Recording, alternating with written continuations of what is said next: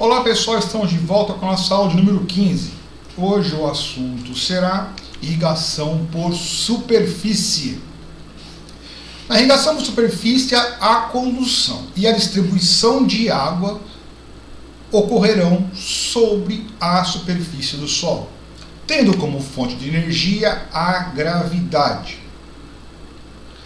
A velocidade do escoamento da água sobre a superfície do solo vai ser função da vazão de entrada de água mais as características de infiltração deste solo.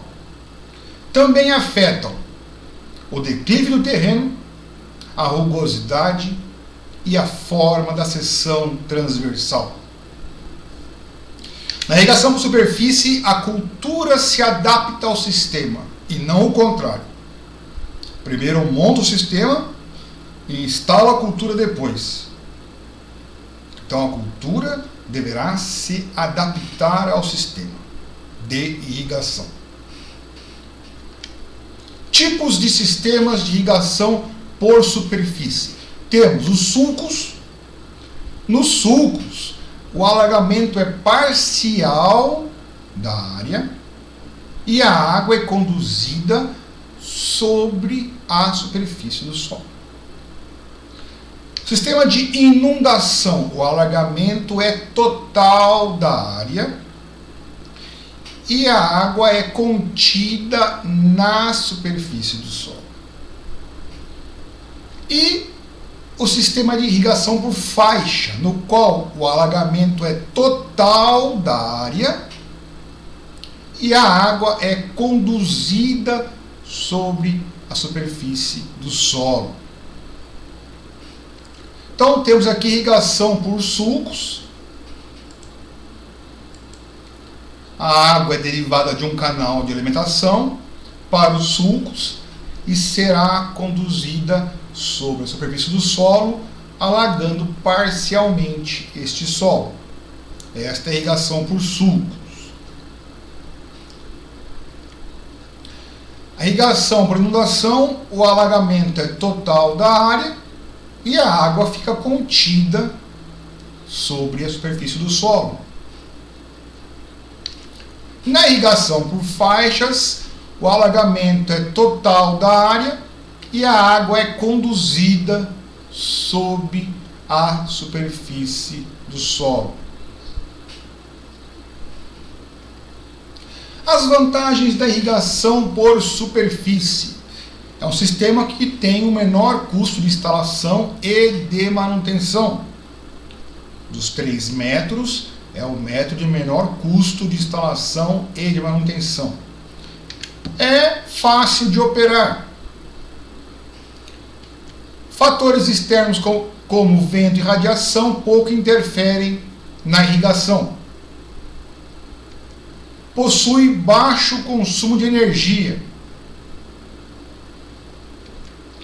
É possível se automatizar parte do sistema. Por exemplo, eu posso ter uma bomba com acionamento automático para que recalque a água dos canais, para depois essa água ir para a área ou para as áreas de irrigação inundada. É possível se utilizar águas de baixa qualidade. Não haverá problema de entupimento, porque não temos emissores. E não interfere nos tratos culturais. As desvantagens da irrigação por superfície. Solos permeáveis, ela não é adequada de se utilizar. Eu implantei um sistema de irrigação por superfície numa área, não tem como deslocar para outra. Então ela é própria para aquela área. Não há como deslocar o sistema. É necessário se fazer reavaliações frequentes do sistema. Há uma variabilidade muito grande dos parâmetros fundamentais do dimensionamento, variam demais. Necessitam de sistematização da área que se deseja irrigar. Já falamos disso, vamos voltar a falar. Sistematizar uma área é fazer uma série de cortes e aterros numa área irregular para deixá-la plana ou com um grau de inclinação para alguma direção. Então a irrigação por superfície necessita que se faça a sistematização da área. E é necessário a realização de vários ensaios de campo para se proceder ao dimensionamento. Bom, o surgimento da irrigação por superfície. No Antigo Egito, as águas do rio Nilo já foram usadas para irrigar plantações há cerca de 7.000 anos atrás. Os povos da Mesopotâmia usavam as águas do rio Tigre e Eufrates. Como? Por meio de uma rede de canais, com dicas e comportas que distribuíam a água para a área que precisava ser irrigada. Na China antiga se utilizava as águas do Huanghe, um rio da China. E na América, os incas já haviam sistemas de irrigação, já possuíam sistemas de irrigação há mais de 2.000 anos. Irrigação por superfície.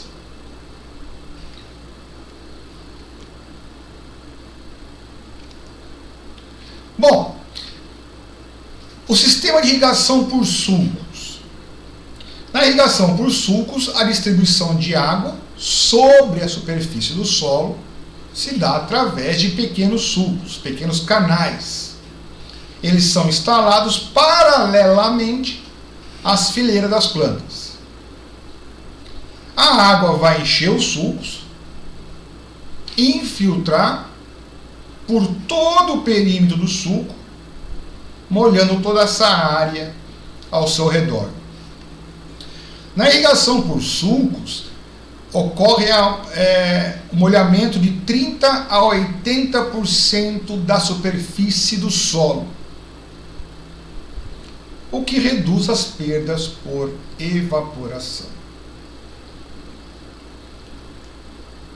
Então eu tenho sulcos previamente já preparados, a água percorre os sulcos, enche os sulcos, umedece o perfil do solo, distribuindo essa água para as laterais, atingindo o sistema radicular das plantas.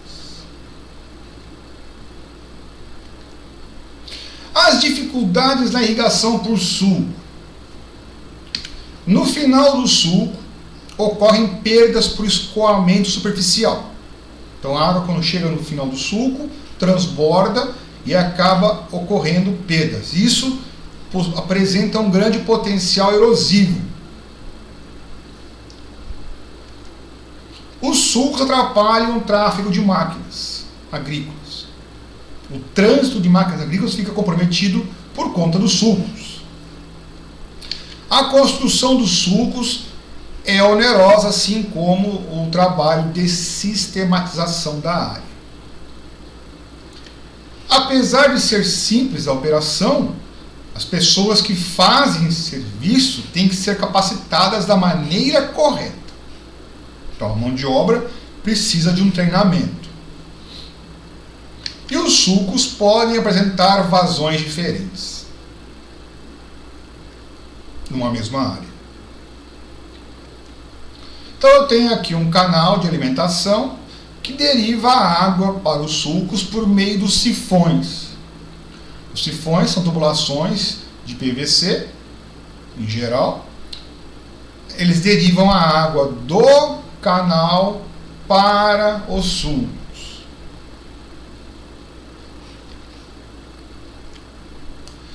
Parâmetros de projeto. A topografia exige um declive suave, com condições de terreno uniforme. Na maior parte das vezes é necessário se sistematizar a área. E a declividade deve variar de 0 a 2%.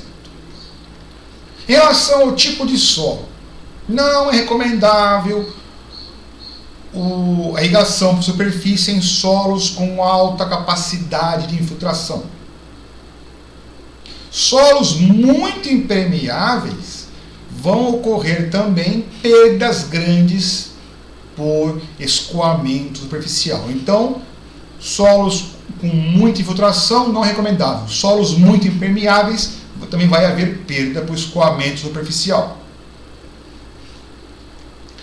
A irrigação por superfície tem uma exigência alta no que diz respeito à demanda de água. E a vazão do sulco deve ser a máxima possível, desde que não cause erosão. Ela é calculada, ela é determinada fazendo-se ensaios de campo. Então, na irrigação por superfície, é necessário fazer ensaios de campo para se conhecer todos os parâmetros do projeto, do dimensionamento. É com base em ensaios de campo. Literalmente, fazem sulcos na área e vão se avaliando o seu desempenho. Então, eu tenho aqui uma área, deriva-se a água para os sulcos e ela vai até o final do sulco. Pode ocorrer no final do sulco essa água transbordar e causar perdas por erosão, se não for feito um manejo correto. A vazão, como a velocidade de infiltração da água no solo decresce com o tempo. O correto, para que no final do sulco a água não transborde e cause erosão, seria se fazer um controle da vazão de entrada no sulco. Seria a melhor maneira para evitar que essa água transborde. Esse controle de vazão na entrada do sulco vai ser realizado até a água chegar no final do sulco, e aí se mantém uma vazão tal compatível com a infiltração de água no sulco, sem que haja ao final dele o transbordamento da água e causando erosão. Então, à medida que a água infiltra no solo, eu vou diminuindo a vazão de entrada, o fornecimento de água para o sulco. E isso vai resultar na redução de perdas de água ao final do sulco. Então, a melhor maneira seria se fazer um controle da vazão de entrada no sulco. Então, eu posso usar para isso tubos, são chamados tubos janelados. Então, eu tenho, em vez do canal, um tubo, a água sai de uma abertura, que eu consigo regular a quantidade dessa abertura. Então, pode ser maior no início e eu vou fechando essa abertura com o passar do tempo, diminuindo a vazão de entrada e mantendo o nível constante de água dentro do sulco. Então, esse seria o controle de vazão na entrada do sulco, através de tubos, nós chamamos de tubos janelados. Bom, o espaçamento entre os sulcos vai variar de acordo com o perfil que eu quero de umedecimento do solo, de acordo com a cultura que eu vou irrigar, qual a profundidade das raízes. Aí sim eu consigo detectar qual o movimento de água lateral entre os sulcos adjacentes, de maneira que essa água consiga umedecer toda a zona radicular da cultura que eu estou trabalhando.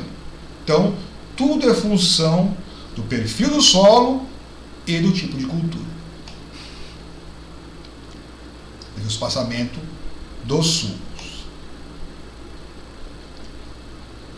A declividade do sulco não deve exceder 2%. Já em áreas onde correm muitas chuvas, não deve exceder 0,5%. Em relação ao comprimento do sulco, temos que considerar o tipo de solo. Solos arenosos, comprimento mais curto. Solo argiloso, comprimento mais longo. Em relação à declividade, se for menor que 0,5%, eu posso fazer mais longo. Se for maior que 0,5%, eu faço um comprimento mais curto. E também depende da forma e o tamanho da área que eu tenho. Então eu vou adaptar o sulco em relação à forma da área e às suas dimensões. Tudo isso é determinado em ensaios de campo. Os sulcos podem ser retos ou em contorno. Então vamos ver aqui, ó, sulcos retos. É dessa maneira. Ou acompanhando o terreno, os sulcos podem ser em contorno. Depende das dimensões e formato da área que eu estou irrigando.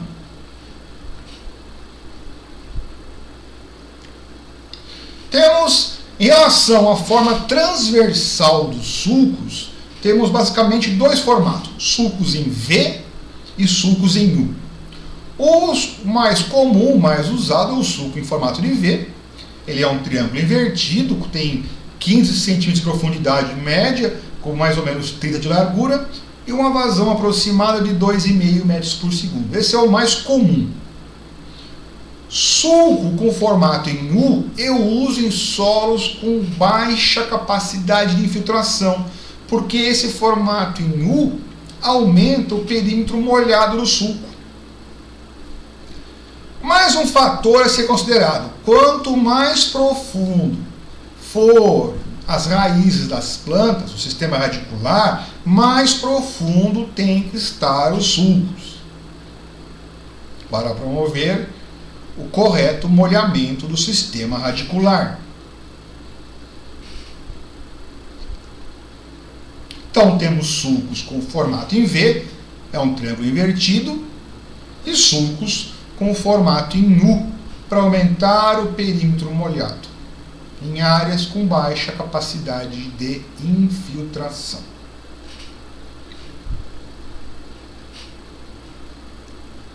Temos aqui um trator com um implemento fazendo um sulco, um sulcador, abrindo um sulco, formato triangular, sulco em V.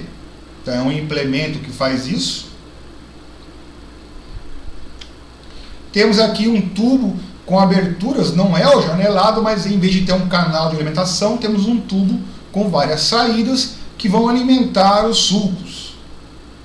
Também é possível algo dessa maneira. A água ainda vem por gravidade, não faz o uso aqui de uma autobomba, é por gravidade. A tubulação só ajuda a distribuição de água correta para dentro dos sulcos. Então temos aí o sulco já bem cheio de água.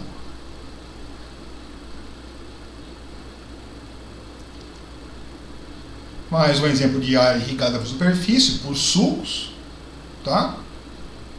Pequenos canais.